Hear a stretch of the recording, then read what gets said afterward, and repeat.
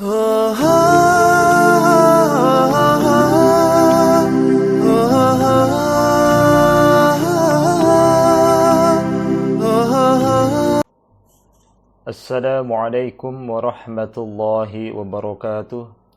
Bismillahirrahmanirrahim. Alhamdulillahi rabbil alamin. Wassalatu wassalamu ala ashrafil anbiya'i wal mursalin, habibina wa syafi'ina wa maulana Muhammadin wa ala alihi wa sahbihi ajma'in, amma ba'd. Alhamdulillah wa syukrulillah ala ni'amillah. Kita masih diberikan nikmat sehat walafiat, panjang umur. Mudah-mudahan nikmat-nikmat tersebut bisa kita optimalkan dengan ibadah kepada Allah Subhanahu wa taala. Salah satu ibadah yang terpenting itu adalah menuntut ilmu. Untuk kelas 8, materi yang akan kita bahas bab 13, yaitu pertumbuhan ilmu pengetahuan pada masa Abbasiyah. Agar ilmu yang kita pelajari barokah dan bermanfaat, mendapatkan ridho dari Allah Subhanahu wa taala, marilah kita awali dengan membaca basmalah. Bismillahirrahmanirrahim. Pertumbuhan ilmu pengetahuan pada masa Bani Abbasiyah ini meliputi pertama, pemerintahan Bani Abbasiyah, yang kedua perkembangan ilmu pengetahuan, dan yang ketiga adalah perkembangan kebudayaannya. Adapun hikmah yang dapat kita ambil atau kita petik dari sejarah pertumbuhan ilmu pengetahuan pada masa Abbasiyah adalah, ini sikap mulianya dari hasil pembelajaran bab 13 ini. Yang pertama, dapat meningkatkan rasa cinta terhadap ilmu pengetahuan, semakin ingin giroh untuk menuntut ilmu. Sebagaimana di dalam hadisnya Rasulullah SAW itu menjelaskan, thalabul ilmi faridatun ala kulli muslim, menuntut ilmu itu adalah wajib bagi setiap orang muslim. Semakin rajin membaca dan menuntut ilmu, jadi tidak malas-malas. Utlubil ilma minal mahdi ilal lahdi, tuntutlah ilmu dari buayan sampai liang kubur. Yang ketiga, percaya diri dan pantang menyerah. Man jadda wajada, barang siapa yang sungguh-sungguh pasti dia akan mendapatkan apa yang dicita-citakan. Nah, ini pun sama, dinasti Abbasiyah ini begitu sungguh-sungguh, begitu kreatif, inovatif dalam mengembangkan ilmu pengetahuan serta kebudayaan pada saat itu, sehingga menjadi kerajaan yang maju, kerajaan yang makmur, sehingga semuanya rakyatnya bahagia. Dan yang keempat, tekun dalam belajar. Inti dari semua ini apa? Pertama, cinta ilmu pengetahuan. Yang kedua, kita tidak pernah menyerah untuk menuntut ilmu dan selalu tekun dalam belajar.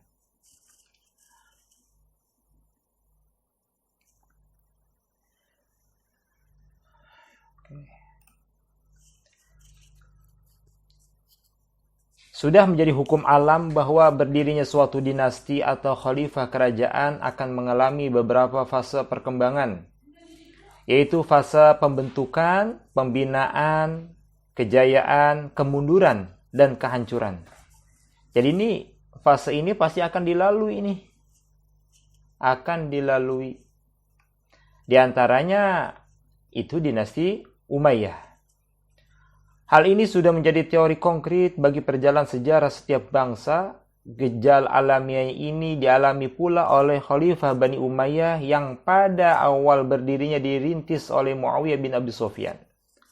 Selanjutnya dibina dan dikembangkan oleh generasi penerusnya sampai mencapai puncak kejayaan yang dimulai pada masa Abdul Malik dan dilanjutkan oleh anaknya. Kemudian Khalifah ini mengalami kemunduran dan pada gilirannya memenuhi kehancuran ketika Khalifah dipimpin oleh Marwan bin Muhammad. Bertepatan dengan hancurnya Khalifah Bani Umayyah, muncullah Khalifah baru sebagai penggantinya, yaitu Khilafah Bani Abbasiyah. Khilafah Bani Abbasiyah juga akan mengalami fase-fase tersebut, sebagaimana yang dialami oleh Khalifah Bani Umayyah. Khalifah Bani Abbasiyah inilah yang menjadi kekuatan baru Islam di dunia, dengan berbagai perkembangan politik dan ilmu pengetahuan yang sangat pesat dan cepat sekali berkembangnya pada masa itu. Awal mula terbentuknya pemerintahan Bani Abbasiyah ini bisa kita pahami. Pertama, dinasti Abbasiyah ini didirikan secara revolusioner dengan menggulingkan kekuasaan dinasti Umayyah.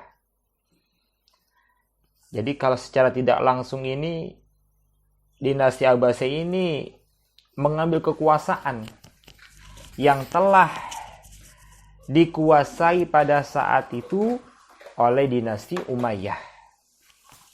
Tentunya dinasti Abbasiyah ini nggak sembarangan menggulingkan saja, tidak sembarangan mengambil kekuasaan dinasti Umayyah, tidak sembarangan. Tentunya ada pemikiran yang mantap, kemudian ada persiapan yang matang, sehingga dinasti Abbasiyah ini harus lebih baik daripada dinasti Umayyah. Jangan sampai dihancurkannya dinasti Umayyah lebih jelek, sama, apalagi lebih jelek, sama aja harusnya berpikir ulang. Tapi disinilah dinasti Abbasiyah dia lebih baik lagi daripada dinasti Umayyah. Beberapa faktor yang mendukung keberhasilan pembentukan dinasti ini diantaranya adalah meningkatnya kekecewaan kelompok Mawali terhadap dinasti Bani Umayyah. Mawali itu apa? Mawali itu adalah orang-orang non-Arab. Jadi orang-orang non-Arab ini merasa kecewa karena ketidakadilan pemimpin dinasti Bani Umayyah. Mereka lebih memperhatikan orang Arab daripada orang non-Arab. Nah, ini terjadilah pemberontakan di mana-mana. Yang kedua, pecahnya persatuan antara suku-suku bangsa Arab. Nah, ini juga sama. Kan bangsa Arab kan terkenal banyak suku-sukunya. Yang dipikirkan hanya suku Arabnya saja atau yang bergaris keturunan dari dinasti Umayyah. Sehingga suku-suku yang lain itu tidak dipikirkan, kurang mendapatkan kepedulian. Jadi yang kaya ya kaya, yang miskin ya miskin. Ini yang menyebabkan pecahnya persatuan. Dan yang ketiga, timbulnya kekecewaan masyarakat dan keinginan mereka memiliki pemimpin yang karismatik. Jadi yang perlu kita telaah kembali mengenai dinasti Umayyah, tatkala mereka memiliki khalifah sekelas Umar bin Abdul Aziz, yang disebut dengan Umar II itu, mereka sangat maju, sangat sukses. Bahkan kekayaan negara itu lebih banyak daripada pengeluarannya. Sehingga Khalifah Umar bin Abdul Aziz itu sampai kesal dengan bendaharanya kenapa hartanya nggak habis-habis. Dia khawatirkan harta menumpuk di istana itu rakyatnya nggak kebagian. Tetapi justru Masya Allah, semuanya udah dapat. Semuanya sudah menikmati dari kekayaan dinasti Abbasiyah, dinasti Umayyah. Tapi Masya Allah, kekayaannya terus meningkat. Tapi setelah masa pemerintahannya, tepatnya itu di masa Yazid bin Abdul Malik, khalifah ini sering melakukan dosa, main perempuan, kemudian mabuk-mabukan, bahkan main judi. Nah, dari sinilah rakyat masyarakat ini melihat bahwasanya tidak cocok seorang khalifah memiliki sifat seperti itu. Maka dari itu masyarakat kecewa dan ingin memiliki pemimpin yang karismatik. Dan itu ada pada siapa?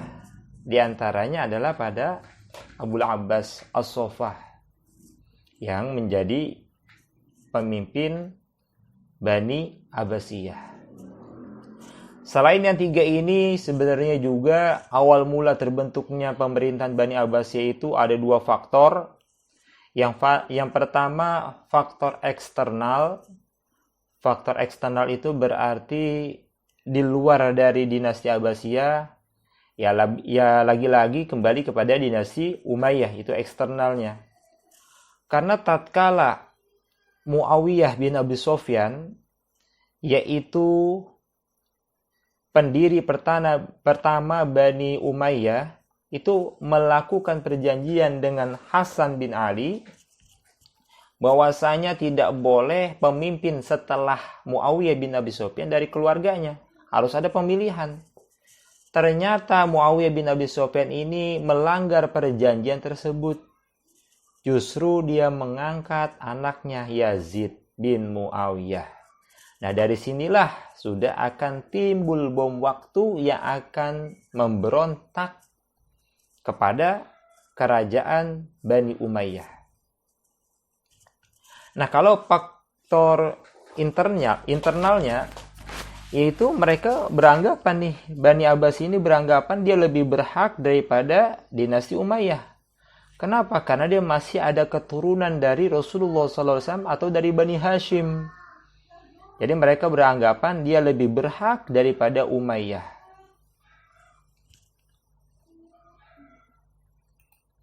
Oke. Itu salah satu faktor-faktor yang mempengaruhi terbentuknya dinasti Abbasiyah. Wahai remaja muslim yang cerdas, kisah dan sejarah yang akan disajikan pada bagian ini merupakan kisah terhebat dalam sejarah peradaban Islam. Kisah yang dimaksud adalah mengenai tumbuh suburnya ilmu pengetahuan pada masa Daulah Abbasiyah yang berpusat di Baghdad, Irak. Puncak dari masa kemasan itu ditandai dengan tumbuh suburnya ilmu pengetahuan pada abad ke-8. Saat itu, para ilmuwan muslim sangat produktif dan menjadi pelopor perkembangan ilmu pengetahuan di dunia. Nah, memang popularitas Daulah Abbasiyah ini mencapai puncaknya itu di zaman Khalifah Harun ar-Rasyid dan putranya Al-Ma'mun. Dan memang Khalifah Harun ar-Rasyid ini punya dua putra, ya. Pertama Al-Amin dan yang kedua Al-Ma'mun. Tetapi Al-Amin itu tidak terlalu terkenal, tidak terlalu berpengaruh. Nah, justru Harun ar-Rasyid inilah dan putranya yang Al-Ma'mun yang kedua. Nah, kekayaan negara banyak dimanfaatkan Harun ar-Rasyid untuk keperluan sosial. Nah, ini rumah sakit, pendidikan, dokter, dan farmasi. Nah, ini sudah terdapat paling tidak sedikitnya itu 800 orang dokter. Pemandian-pemandian umum juga dibangun, bidang kesejahteraan sosial, kesehatan. Bahkan pada masa Harun ar-Rasyid juga dikenal sebagai khalifah yang sangat cinta kepada ilmu filsafat. Ilmu filsafat, ilmu tentang cinta akan kebenaran. Ini kan orang Yunani, ilmu filsafat, ilmu dari Yunani. Nah, itu pada masa Al-Ma'mun banyak sekali buku-buku filsafat itu diterjemahkan ke dalam bahasa Arab. Pada masa pemerintahannya, penerjemahan buku-buku asing digalakan. Maksudnya lebih sering itu buku-buku dari Yunani, dari luar negeri istilahnya. Itu diterjemahkan tuh ke dalam bahasa Indonesia, bahasa Arab. Untuk menerjemahkan buku-buku Yunani yang mengkaji penerjemahan dari golongan Kristen dan bangun agama lain yang ahli. Ini luar biasa. Jadi yang penting ahli dari agama lain pun diajak untuk mengembangkan ilmu pengetahuan pada saat itu. Ia juga banyak mendirikan sekolahan, perguruan tinggi, perpustakaan yang besar. Pada masa Al-Ma'mun, Baghdad mulai menjadi pusat kebudayaan dan ilmu pengetahuan. Masya Allah ya. Jadi luar biasa. Jadi pusat pemerintahan itu di Baghdad.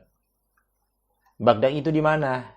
Baghdad itu ada sekarang itu di Irak. Nah, Irak ibu kotanya Baghdad. Pemerintahan Daulah Abbasiyah. Pemerintahan Daulah Abbasiyah merupakan kelanjutan dari pemerintahan sebelumnya Bani Umayyah.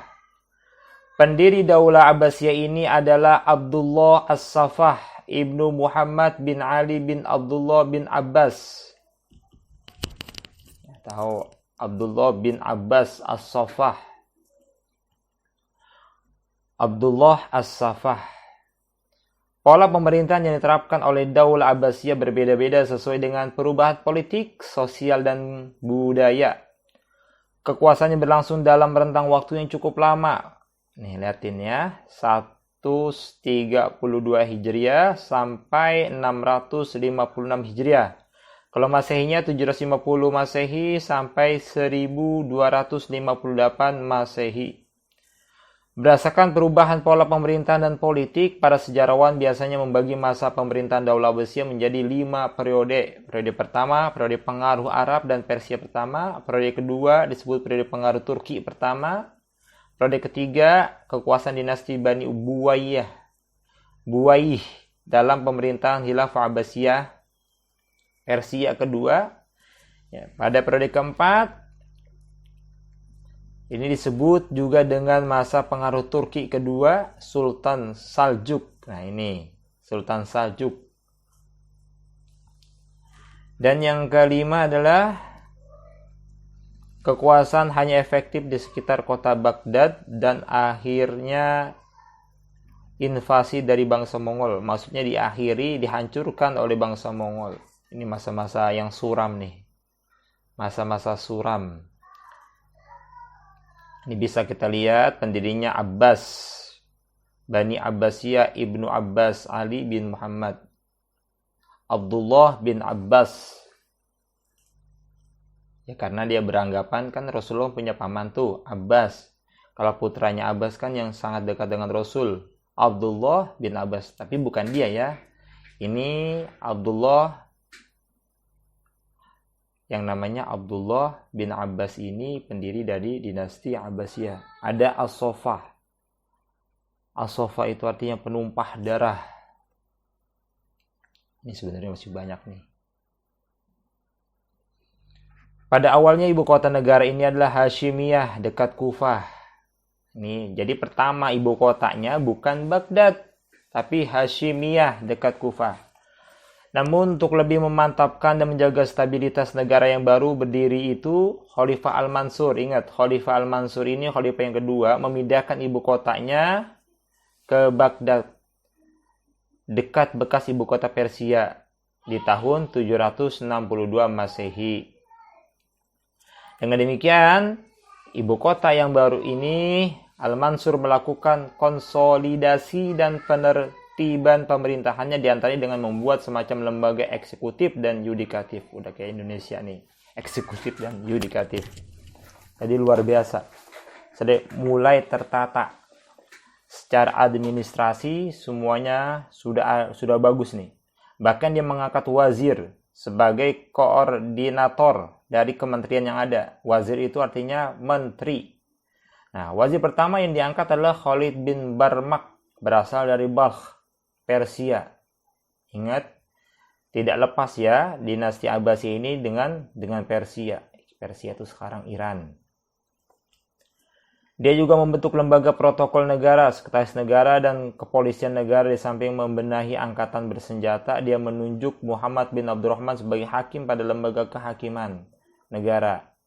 Kemudian pos juga ada. Pos tidak ditugaskan untuk mengirim surat aja, tapi juga seluruh informasi di daerah sehingga administrasi kenegaraan dapat berjalan dengan lancar. Nah, sedangkan pada masa Khalifah Al-Mahdi, kekhalifan ketiga, perekonomian mulai ditingkatkan dengan peningkatan di sektor pertanian melalui irigasi dan peningkatan hasil pertambangan seperti perak, emas, tembaga, dan besi.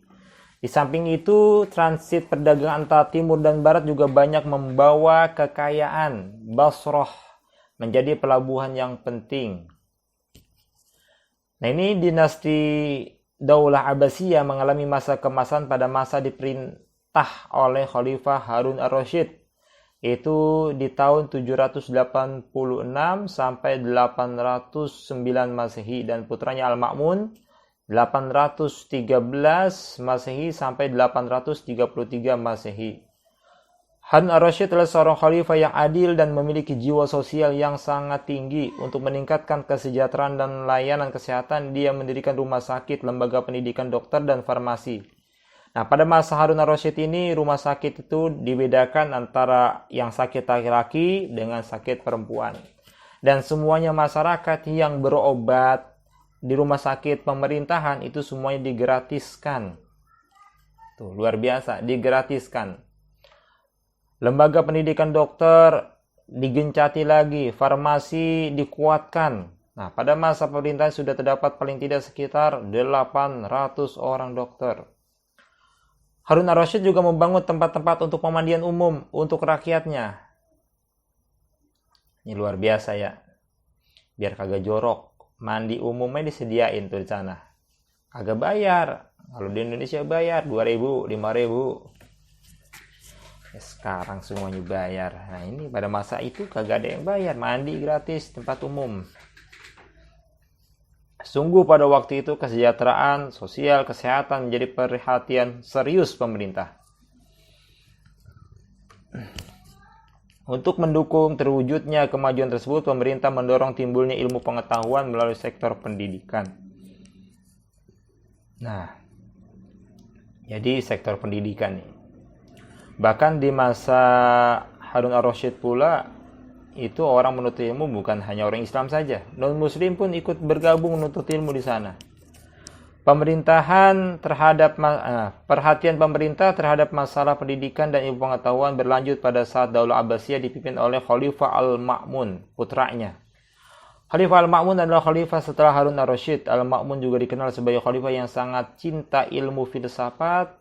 Pada pemerintahannya, penerjemahan buku-buku asing digalakkan. Untuk keperluan penerjemahan ini, ia mendirikan lembaga yang bernama Baitul Hikmah sebagai pusat penerjemahan sekaligus berfungsi sebagai perguruan tinggi dan perpustakaan yang besar. Jadi, ada yang mengatakan Baitul Hikmah ini sudah dibangun oleh Harun ar-Rasyid, kemudian dilanjutkan oleh anaknya Al-Ma'mun. Itu yang paling kuat pendapatnya. Nah, bahkan pada masa Al-Ma'mun ini juga dibuat globe atau bola dunia. Itu sudah ada.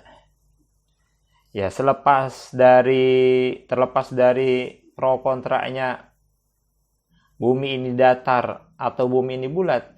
Ya, tapi memang pada masa Al-Ma'mun itu sudah ada globe yang mana dibuat oleh pada dinasti Bani Abbasiyah yang dipimpin oleh khalifahnya pada saat itu Al-Ma'mun. Nah, sedangkan Al-Mu'tasim, khalifah berikutnya, memberi peluang besar kepada orang-orang Turki untuk masuk Islam, masuk dalam pemerintahan. Keterlibatan mereka dimulai sebagai tentara pengawal. Tidak seperti pada masa Daulah Umayyah, dinasti Abbasiyah mengadakan perubahan sistem ketentaraan. Praktek perang bagi orang-orang Muslim sudah terhenti. Tentara dibina secara khusus menjadi prajurit-prajurit profesional.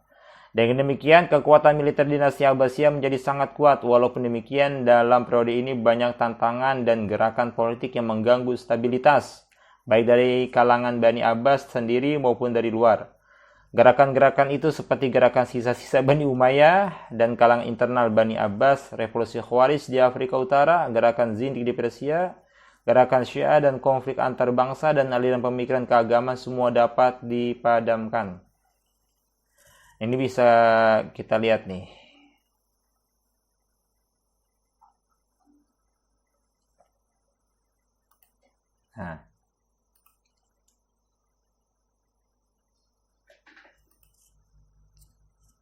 Nah, karakteristik kepemimpinan Bani Abbasiyah. Dinasti Abbasiyah bercorak Arab, tetapi juga terpengaruh oleh sistem model kerajaan Persia dan Turki. Kepemimpinan dinasti Abbasiyah lebih menekankan pembinaan peradaban dan kebudayaan Islam daripada perluasan wilayah. Ini betul. Jadi dia lebih fokus kepada ilmu, kemudian perkembangan peradaban dan kebudayaan. Karena anggapan mereka, untuk apa kita memperluaskan sedangkan lemah. Dan salah satu kehancuran dinasti Umayyah itu kan karena terlalu luas dan kurang kontrol dari pemerintahannya sehingga banyak terjadi pemberontakan. Nah, dinasti Abbas ini mengambil pelajaran dari dinasti Umayyah sehingga mereka menekankan pembinaan peradaban dan kebudayaan. Sistem pergantian kepala negara ditentukan melalui kepala negara sebelumnya, bukan atas pilihan rakyat. Ini monarki berarti ya, bukan demokrasi. Sehingga rata-rata ya bapaknya jadi pemimpin khalifah, anaknya jadi khalifah. Ini ada untung ruginya, ada kelebihan dan kekurangannya. Salah satu kelemahannya apa? Tatkala anak itu sudah yakin menjadi pemimpin khalifah berikutnya setelah ayahnya, maka anaknya ini bukannya dia mempersiapkan diri, memantaskan dirinya, justru dia malah berleha-leha, bersantai-santai karena dia tahu dia akan menjadi pemimpin setelah ayahnya. Ini yang menjadi kelemahannya, istilahnya itu tidak mempersiapkan. Tapi tatkala ada persaingan seperti pemilihan, otomatis kan itu kan yang dipilihkan yang terbaik dari yang baik. Nah, jadi sistem pemerintahan ini masih monarki seperti dinasti Umayyah, dipilih oleh kepala negara atau khalifah yang sebelumnya.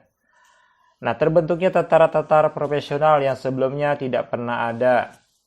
Ya, dari dinasti Abbasiyah aja sudah ada pertama darat, kemudian laut, dan kalau dinasti Umayyah Abbasiyah ini ada tentang kepolisian sudah ada.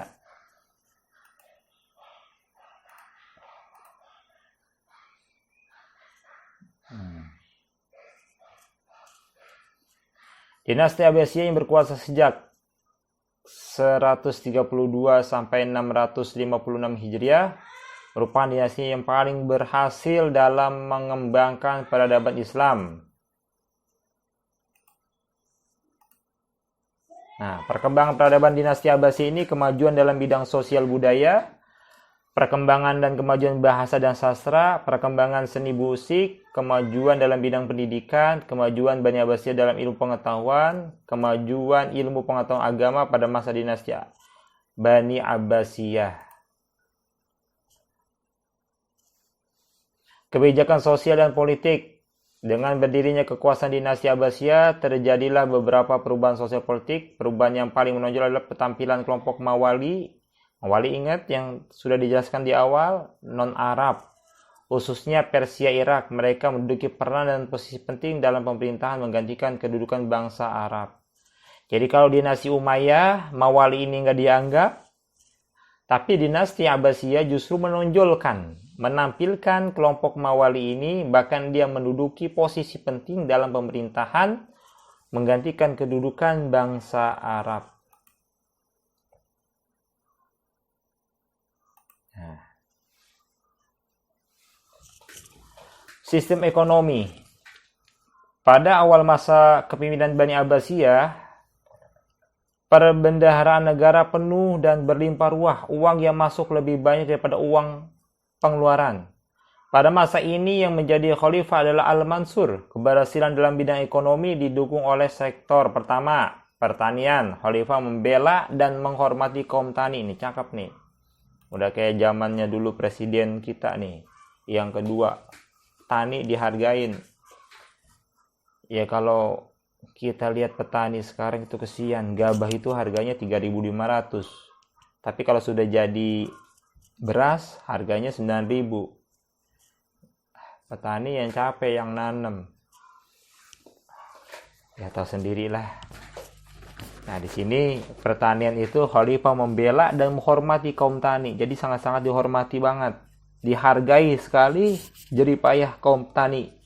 Yang kedua, perindustrian. Khalifah menganjurkan untuk beramai-ramai membangun industri. Masya Allah. 3, perdagangan. Para pedagang memperdagangkan hasil dari pertanian dan industri tersebut ke wilayah kekuasaan Abbasiyah dan negara lain. Jadi sampai ke luar negeri. Perdagangan barang tambang juga sangat gencar, yaitu tambang emas dari Nubia dan Sudan Barat Afrika, sehingga meningkatkan perekonomiannya.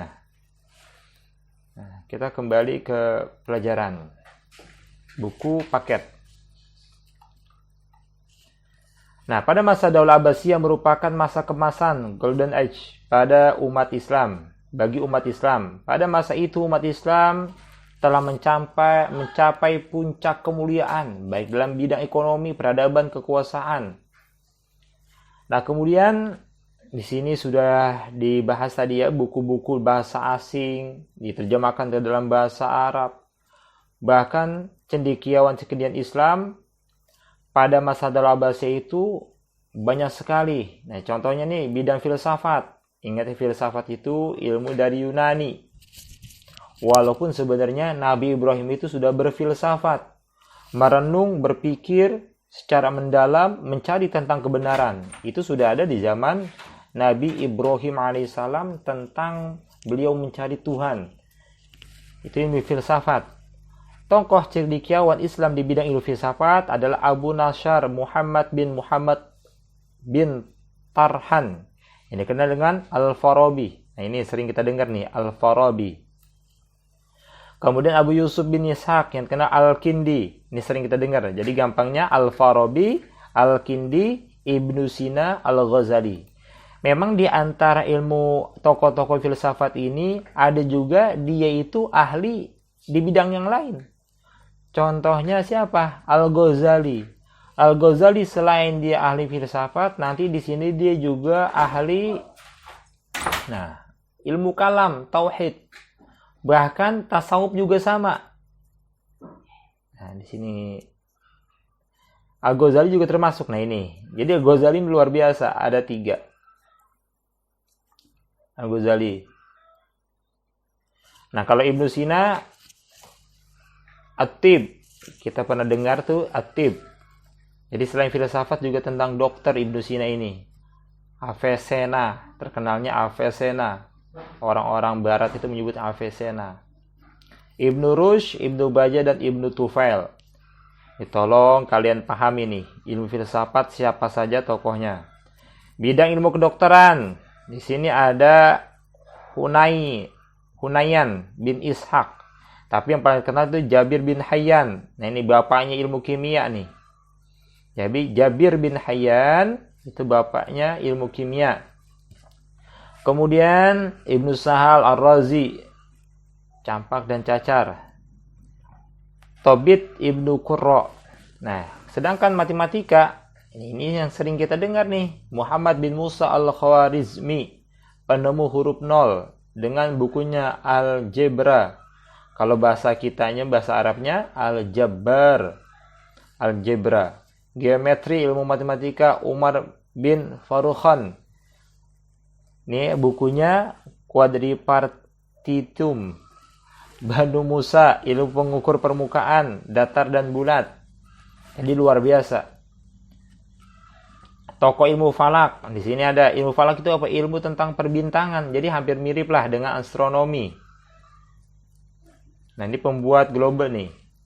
Al-Farazi. Jabir Batani, pembuat teropong bintang. Raihan Bairuni, bukunya Al-Afarul Baqiyah Ainil Khaliyah. Dan lain-lainnya.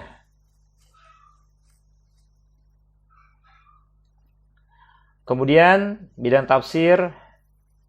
Di sini ada Ibnu Jarir At-Tabari, Ibnu Atiyah Al-Andalusi, As-Suda, Mupatil bin Sulaiman, Muhammad bin Ishaq, dan lain-lainnya.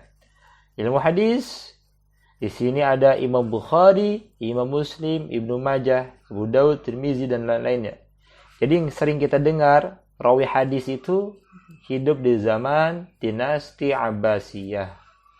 Ilmu kalam, ilmu tentang ketauhidan, ilmu tentang mengesahkan Allah, itu ada Wasil bin Atha, Abu Khuzal Al-Alaf, Ad-Dam, Abu Hasan Al-Ash'ari, Hujjatul Islam, Imam Al-Ghazali. Lebih luas, walaupun memang ya namanya ilmu kalam, ilmu tauhid ini sudah ada sejak Rasulullah, namun mereka lebih memerincinya kembali. Ilmu tasawuf, ilmu mendekatkan diri kepada Allah. Tasawuf itu artinya mensucikan dirinya dari perbuatan tercela.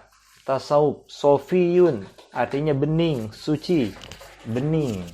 Nah, tokoh cendekiawan Islam di bidang ilmu tasawuf siapa? Qushairi. Kemudian Syahabuddin. Imam Al-Ghazali juga termasuk. Ilmu fuqaha. Nah, ini fikih nih, ahli fikih. Sering kita dengar nih ya, Abu Hanifah, Imam Maliki, Imam Syafi'i, dan Imam Ahmad bin Hanbal. Ini mazhab Hanafi, mazhab Maliki, mazhab Syafi'i, dan mazhab Hambali. Luar biasa. Kenapa pertanyaannya? Pada masa dinasti Abbasiyah ini ilmu begitu pesat berkembangnya, lebih cepat berkembangnya. Bahkan ulama-ulama pada saat itu berbondong-bondong untuk menulis, untuk mengarang sebuah kitab. Kenapa? Karena tentunya didukung oleh pemerintah. Ulamanya dihargain. Bahkan kalau seandainya pada saat itu, contoh misalnya nih,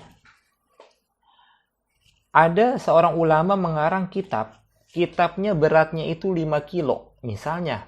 Berarti kan tebalnya luar biasa. Karena kalau zaman dulu itu mengarang itu berjilid-jilid kitabnya. Kalau seandainya 5 kilo, maka pemerintah itu akan memberikan hadiah 5 kilo emas. Jadi emasnya itu sesuai dengan berat kitabnya. Kalau beratnya itu 5 kilo, maka dia akan diberikan emas 5 kilo. Makanya pada ulama pada saat itu berbondong-bondong. Tetapi kebanyakan para ulama pada saat itu tidak cinta dunia. Walaupun dihargain, dia bilang dia kembalikan kepada Baitul Mal untuk diberikan kepada orang yang membutuhkan. Itu hebatnya ulama-ulama zaman dahulu. Jadi berbondong-bondong. Orang yang hafal Al-Quran diberikan hadiah. Yang hafal hadis diberikan hadiah. Bahkan muazin saja sampai dianggarkan oleh pemerintah. Imamnya diberikan pemerintah. Jadi luar biasa. Perkembangan ilmu pada saat itu. Nah, sekarang yang ketiga, perkembangan kebudayaan pada Bani Abbasiyah. Pusat peradaban Islam pada masa Daulah Abbasiyah adalah kota Baghdad, merupakan ibu kota negara kerajaan Abbasiyah yang didirikan oleh Khalifah Abu Ja'far Al-Mansur. Pada tahun 762 Masehi, kota ini terletak di tepian sungai Tigris. Pada masa kemasan kota Baghdad terjadi pada pemerintahan Khalifah Harun ar-Rasyid. Jadi, kota Baghdad ini merupakan ibu kota negara kerajaan Abbasiyah yang didirikan oleh Khalifah Abu Ja'far Al-Mansur. Terkenalnya ini nih ya, terkenalnya Al-Mansurnya. Kemudian yang kedua, kota Samara. Kalau bahasa Arab Samarra. Letaknya di sebelah timur sungai Tigris yang berjarak kurang lebih 60 km dari kota Baghdad. Di kota ini terdapat 17 istana mungil yang menjadi contoh seni bangunan Islam di kota-kota lainnya. Kemajuan yang dicapai tidak hanya mencakup kepentingan sosial saja, tapi juga peradaban di semua aspek kehidupan, seperti administrasi pemerintahan dengan biro-bironya, sistem organisasi militer, administrasi wilayah pemerintahan, kemudian kajian dalam bidang kedokteran, astronomi, matematika, geografi. Nah, semuanya ini bahkan sampai apa nih? Pendidikan di sana pada saat itu semuanya gratis, yang menuntut ilmu bahkan diberikan hadiah. Jadi setiap orang yang menuntut ilmu itu dikasih hadiah untuk uang bekal hidupnya. Jadi betul-betul pemerintah itu mementingkan ilmu sekali. Makanya bersyukur kita, salah satu kita sekolah di Jakarta misalnya, atau dimanapun kayaknya hampir sama ya, di Bekasi juga sama, itu sekolah gratis bagi sekolah negeri. Nah, kalian kalau sudah gratis, buktikan kalian harus berterima kasih. Dengan cara apa? Belajarlah yang semangat, belajarlah yang sungguh-sungguh.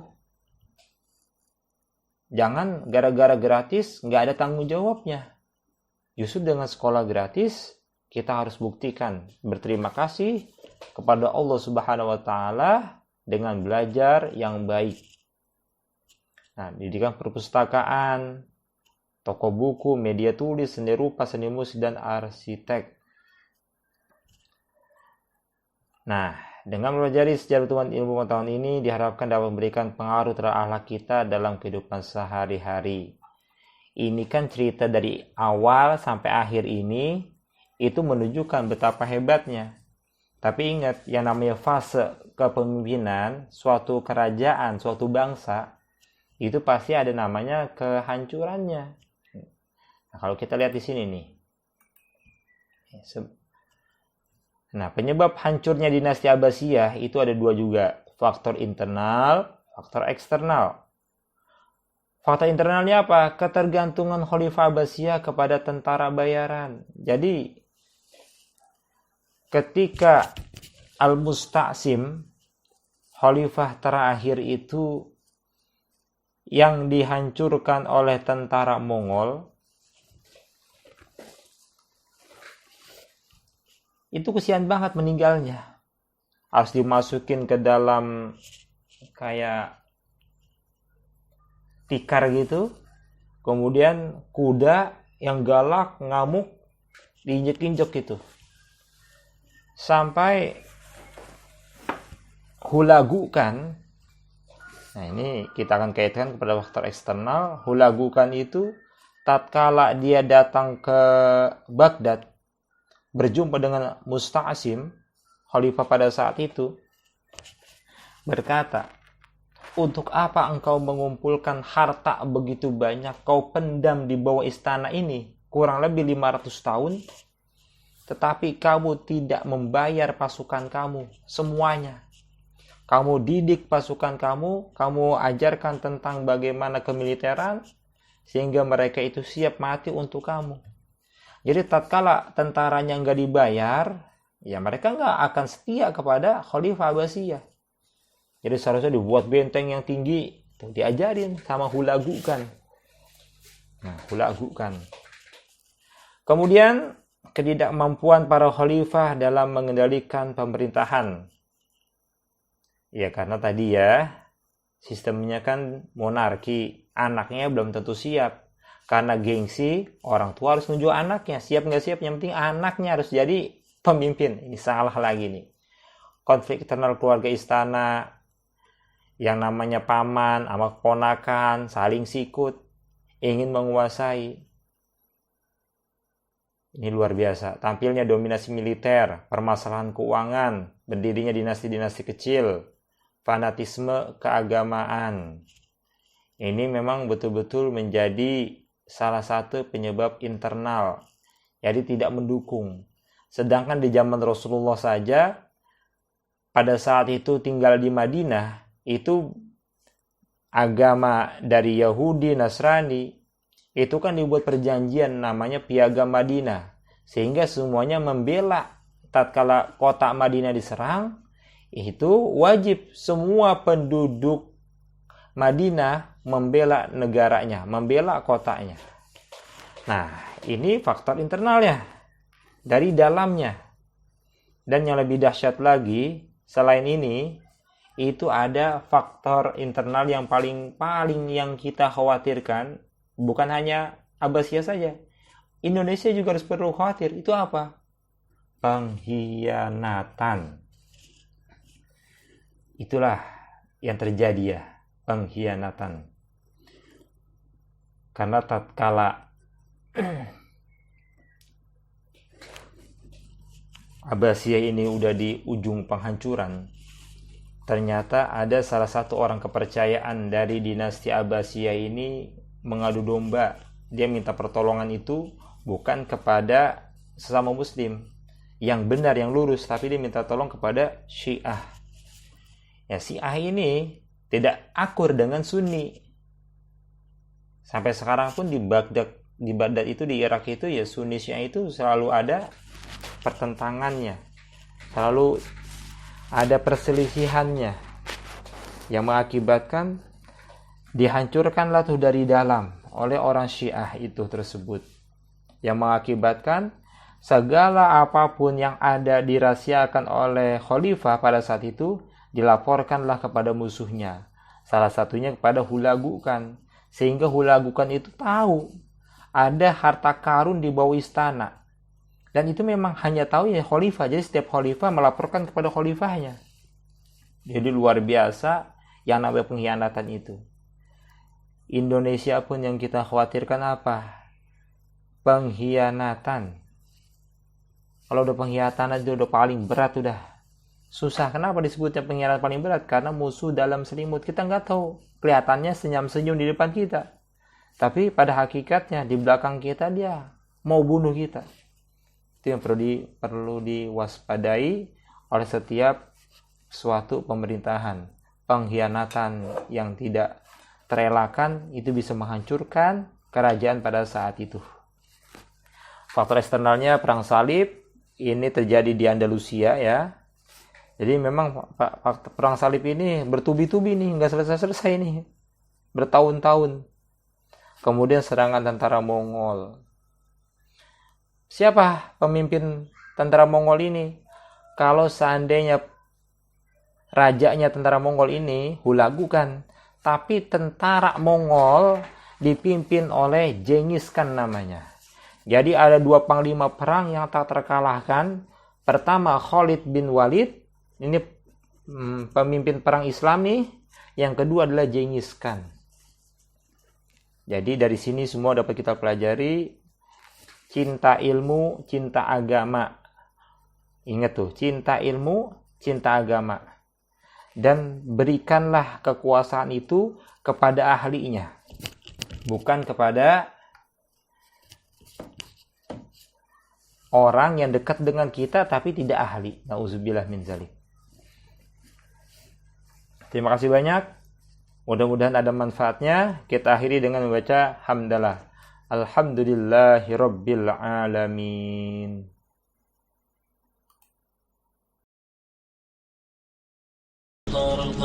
Let me tell you about what the most difficult time upon this ummah was. If you gather all the suffering of the Muslim world today, it does not compare with a fraction of what the Muslim ummah went under the Mongols. History records that there were only two generals who never lost a battle. One was Genghis Khan and the other was Khalid bin Walid radiyallahu anhu, the sword of Allah. When Genghis Khan and his descendants, they ransacked, they decimated the Muslim world, and this is no exaggeration. Western historians mention they reached Poland, they reached Bulgaria, they reached Moscow, but they mentioned that what they did to the Muslim world was unparalleled in cruelty. When they took Bukhara, the narrations mentioned they gathered every single Muslim in the masjids and they butchered them. When they took Samarkand, they gathered the Muslims outside Samarkand, and then every single Muslim was butchered, and then they cut off their heads and they made pyramids out of their heads. When they took Gurgan, Juwaini, the famous historian, mentions that there were 50,000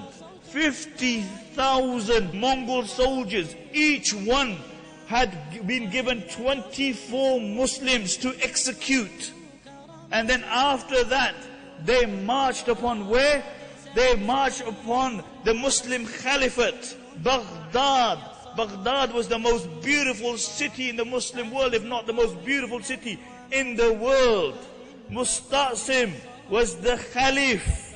And when Hulagu reached the outskirts of Baghdad, Musta'sim consulted his advisors, and they said the best thing is that you go and ask for terms. And Hulagu has made it clear, said if you are going to come out, don't come out by yourself. Bring your advisors with you, bring your ulama with you. So Musta'sim came out with 700 men, and Hulagu only allowed 18 to enter into the tent. And they took the rest. This was the cream of the crop of Baghdad, and they butchered every single one. And now Musta'sim is standing in the court of the Mongol prince. And the same Musta'sim, people would come to his court. He would rebuke, he would chastise. He's shaking in front of Hulagu, and then Hulagu mentions that I'm going to keep you alive for a while. And the reason that they kept him alive is that they wanted him to go back into Baghdad and tell his men to put their weapons down. So they took him back to Baghdad. And when he had told the people of Baghdad to put their weapons down, the narrations mention they brought his 3 children in front of him, and then they butchered them. Then they brought his sisters in front of him, and in front of his eyes they killed his sisters. And then they gathered the ulama, and they began to kill all the Sunni ulama. And then Halagu said that the blood of the Muslims is halal. For the next 40 days, they unrelentingly butchered the Muslims for 40 days. In those days, you didn't have machine guns. They would make the Muslims line up, and they would pluck them like you pluck a chicken from a poultry farm. And then they would slaughter them. For 40 days this went on. The Muslims were so petrified. The narrations mention that a Mongol woman would enter into a Muslim home and she would kill every single individual, and nobody would fight her back. A Mongol woman would tell a group of Muslim men, don't move from here. And they wouldn't move from there. And she would go home and she would bring a sword and she would butcher every single one. Narration mentioned that one Mongol would kill 40 children after killing their mothers. The entire population of Baghdad was close to the entire population of Birmingham. And half of the population was destroyed.